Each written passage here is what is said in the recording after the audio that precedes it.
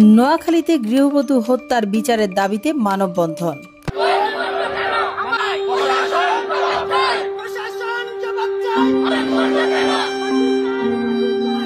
নোয়াখালী কোম্পানিগঞ্জ গৃহবধূ ফারজানা হত্যার অভিযোগ এনে বিচার ও হত্যাকারীদের গ্রেফতারের দাবিতে মানববন্ধন করেছেন নিহত স্বজন ও এলাকাবাসী।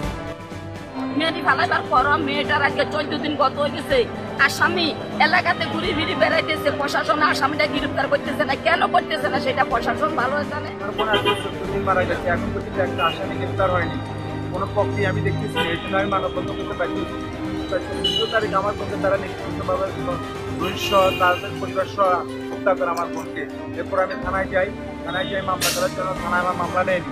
এরপর আমি কোর্টে মামলা করি, মামলা করে কোর্ট মাননীয় বিচারক মামলাটা এফআইআর করার জন্য বলে। এরপর থানা মামলা এফআইআর কাটে। বৃহস্পতিবার 27 জুন বেলা 11:15টার দিকে নোয়াখালী জেলা প্রশাসক কার্যালয়ের সামনে এই মানববন্ধন কর্মসূচি পালন করা হয়।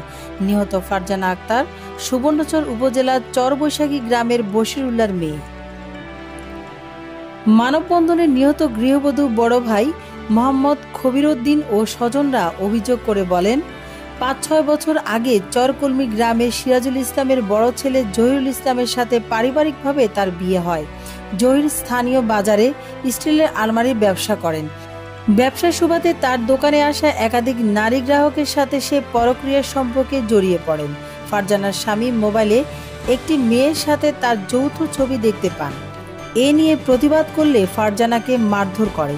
স্বামীর পরক্রিয়ার বিষয়টি ফারজানার পরিবারকে জানানোর কারণে ফারজানার স্বামী সহ পরিবারের অপরাপর সদস্যরা ফারজানাকে হত্যা করে আত্মহত্যার নাটক বলে সাজায়। এমনকি মৃত্যুর খবরও বাবা মাকে জানানো হয়নি। এ সময় হত্যা ও নির্যাতনের ঘটনায় জড়িত সকলের দ্রুত গ্রেফতার সহ প্রত্যেকের দৃষ্টান্তমূলক শাস্তির দাবি করেন স্বজনরা ও এলাকাবাসী। রুমানা ইসলাম, সিএন টেলিভিশন, নোয়াখালী।